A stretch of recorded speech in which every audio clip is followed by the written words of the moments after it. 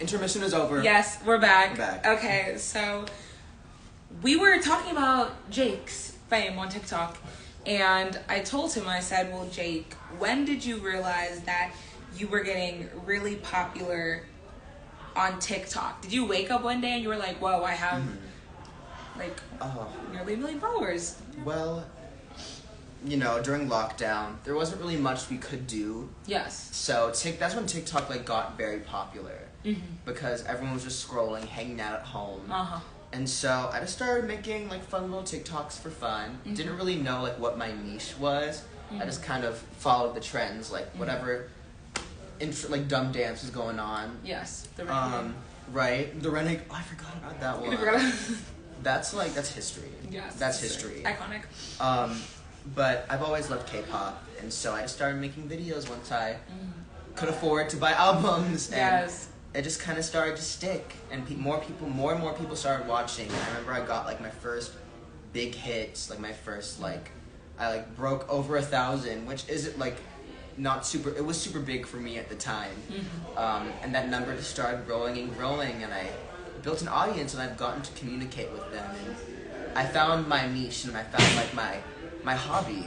So just it's growing every day, and I'm getting to build a community of people who watch me. We get to talk about different things in my comments and stuff, and seeing what works and what doesn't work. And I'm always learning, making videos, and seeing what people like and what people don't like, and what makes me happy, what type of videos I enjoy making.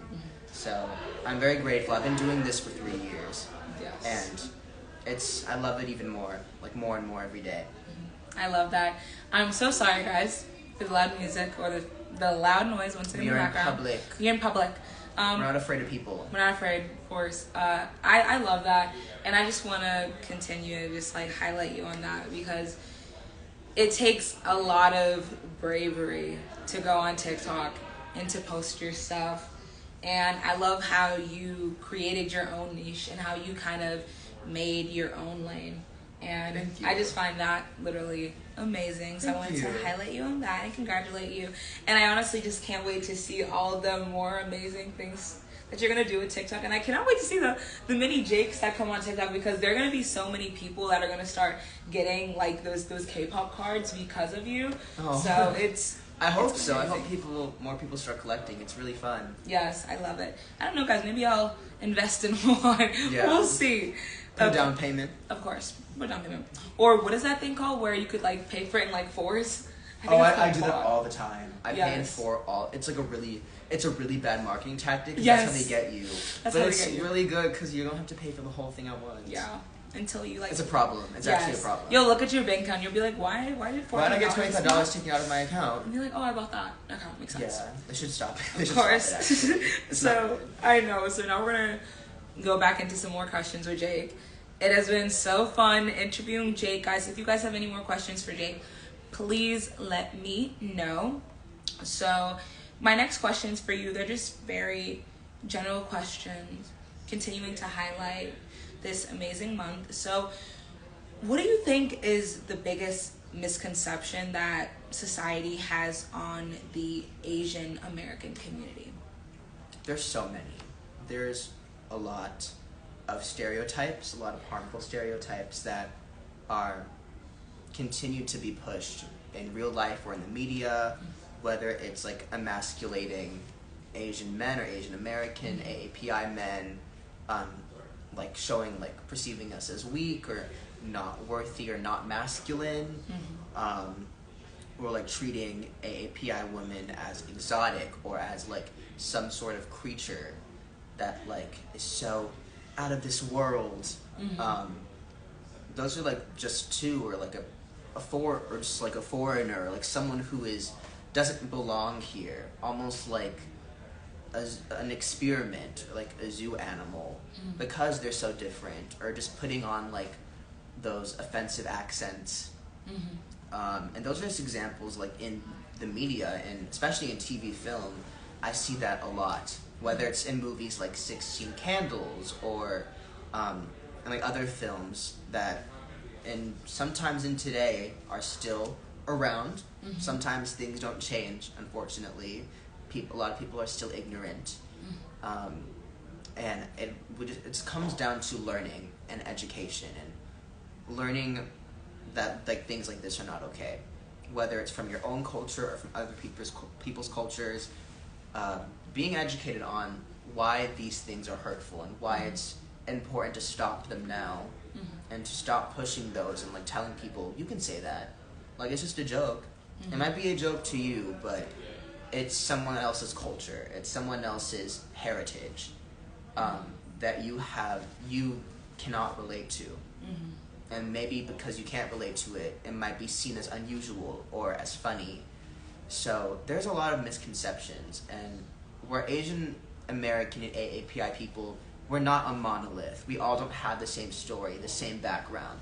We're not all from China. We're not all Japanese. There's different parts of Asia.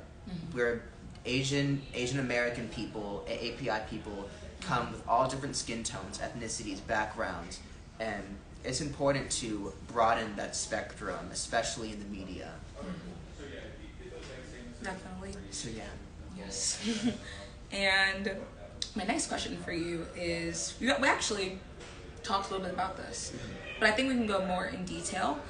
I know that when I asked about how can people celebrate this month, you said to support your local Asian-owned businesses. And since you said that, do you have your own favorite Asian-owned business? And if so, tell us about it. What do you like getting from there? I do. And why is it so special? I do. One of my favorite places when I don't feel like going to the dining hall, or when I run out of money in the dining hall, which, believe it or not, is very easy, because let me not get into that. It's very expensive.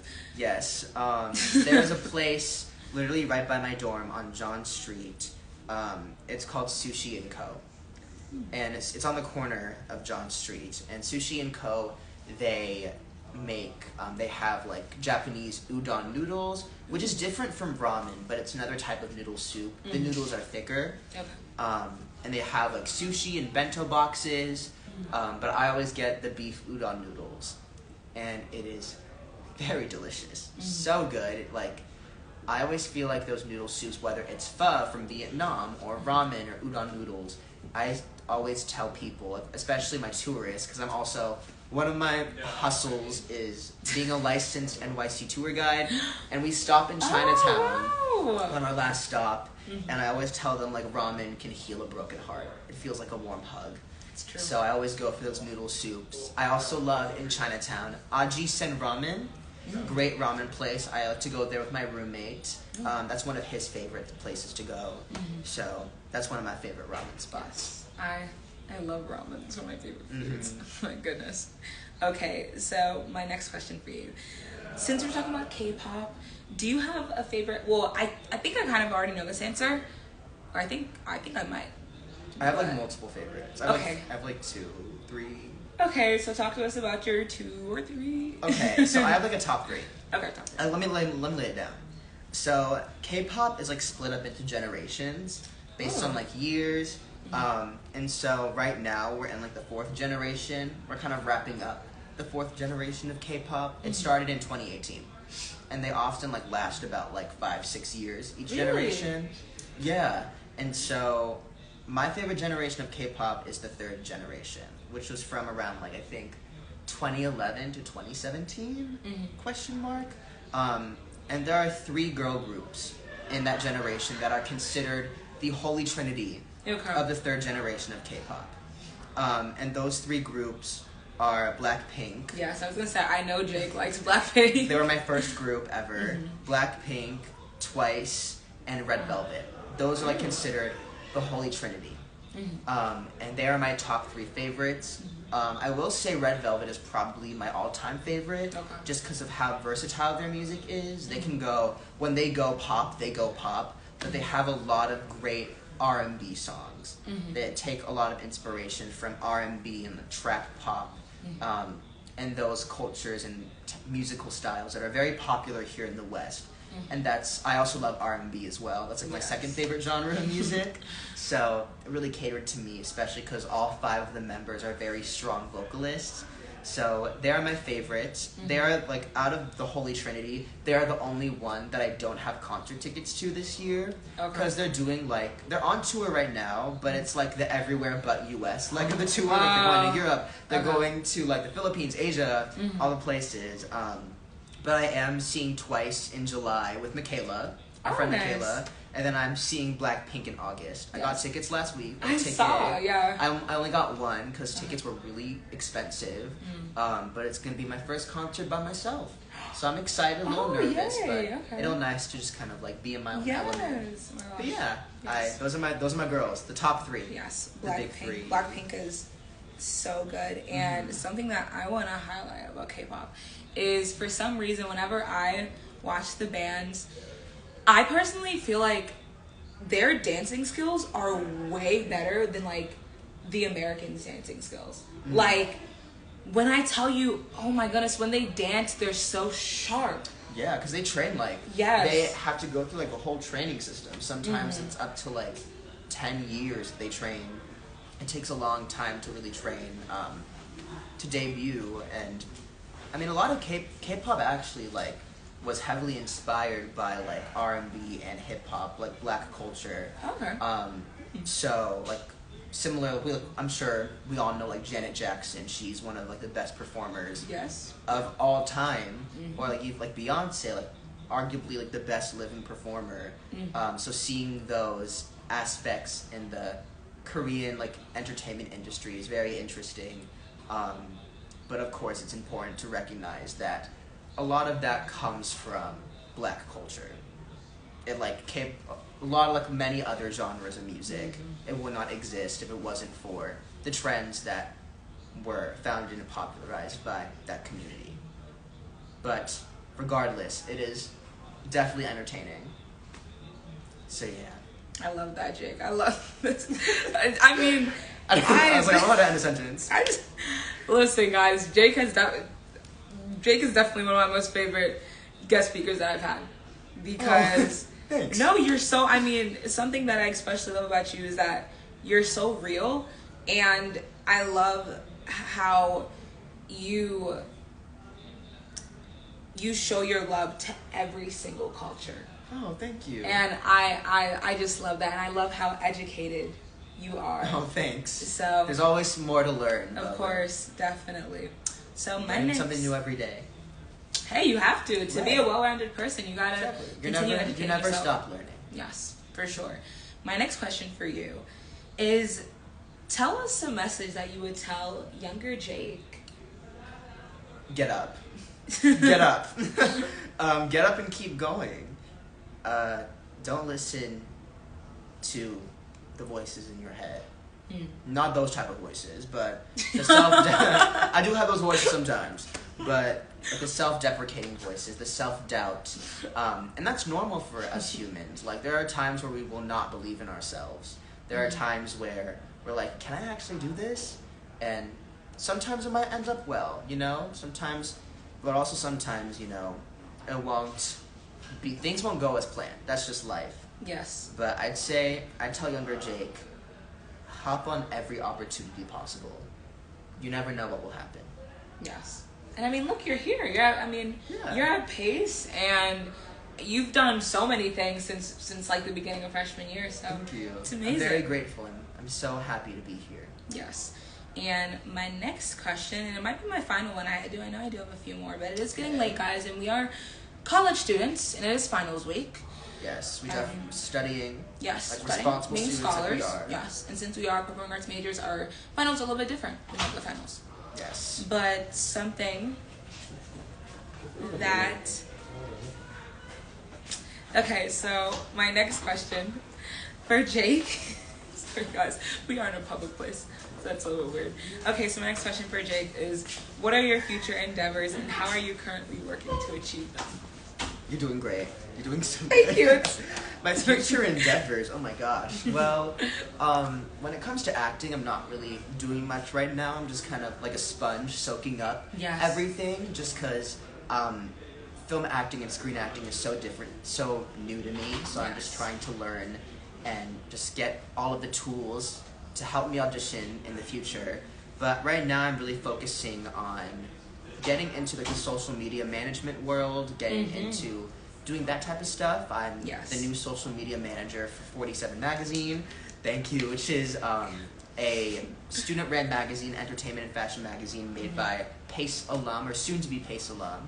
They're seniors. I'm really grateful that I get to just learn more, and the editor-in-chief, Mark, he's teaching me a lot of lessons about like editing and Photoshop and how to manage a page and scheduling. So getting that experience, getting my foot in the door, because that's my other passion. I love getting to manage and create visual like graphics for social media, especially for like magazines and for like entertainment groups, and continuing to make TikToks and get to work with brands and stuff. I just worked with Mercari, which is like a reselling brand. I saw that. Yeah, and it was really great because I've been using them to help grow my collection ever since I started. So it was like a full circle moment for me. And I'm currently I'm staying here over the summer to be an orientation leader at PACE. So that's like the main thing that I'm doing. I'm gonna be like a camp counselor for 18-year-old college incoming freshmen. So I'm very excited for that. So just a lot of different projects. I feel like I have a lot of different paths and side quests in my life, but I'm embracing it. I love that. I mean, I'm just so excited for you. You are such an amazing human being, and I'm so just happy to be friends with you. So it's just so great hearing all the amazing plans that you have. And my last question, unless you guys have some questions, I think we're getting a few questions. Someone said, "What's your TikTok?" Oh, my TikTok is it's called Main RBB Enthusiast. It's a long name. Yes. RBB, like the letters RBB, is my favorite Red Velvet song. And so like that is my song. So it's Main, like MAIN, RBB, and the word enthusiast. So that is my full TikTok name. It's a lot to break down, that's where I make my videos. Don't worry, guys. I'm going to do a little post after this with me and Jake, and I'll make sure that I put his TikTok down below.